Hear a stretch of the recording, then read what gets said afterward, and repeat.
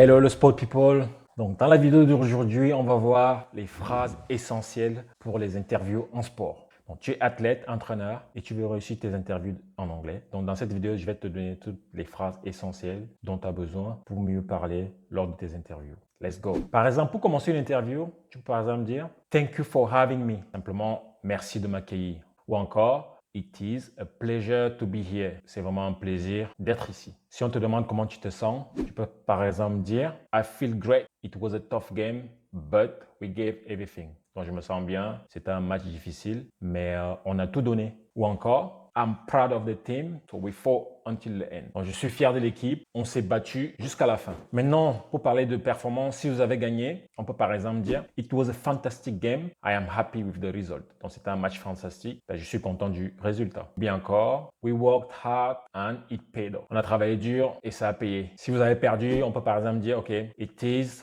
disappointing, but we will come back stronger". Vraiment, c'est décevant, mais on reviendra encore plus fort. Ou encore, "We made mistakes and we need to learn from them". Nous avons fait des erreurs et nous devons apprendre de celles-ci. Donc, learn from them. Maintenant, pour parler d'un adversaire, vraiment donner du respect à l'adversaire, on peut par exemple dire "They are a great team and they play very well today". Donc, c'est vraiment une bonne équipe et ils ont très bien joué aujourd'hui. Ou bien encore, "We knew it was going to be tough, but we were ready". On savait que ça allait être dur, mais nous étions prêts. Maintenant, pour parler de la suite, c'est-à-dire des prochains matchs, "We will focus on the next game and keep working hard". Donc, on va se concentrer sur le prochain match et continuer à travailler dur. Donc, "We have to stay focused and take it one game at a time". Donc, on doit rester concentré et prendre les matchs un par un. Maintenant, pour finir l'interview, on peut par exemple dire "Thank you for your support". Donc, merci pour le soutien. Ou encore "See you in the next game". Donc, rendez-vous au prochain match. Si cette vidéo t'a aidé, abonne-toi et mets un like pour avoir plus de conseils sur l'anglais du sport. Pour finir, je t'ai mis dans la barre de description le lien vers ma masterclass où je te montre vraiment toutes les astuces pour améliorer mon anglais rapidement et qui me permet aujourd'hui de parler d'une manière fluide. Take care, sport people, and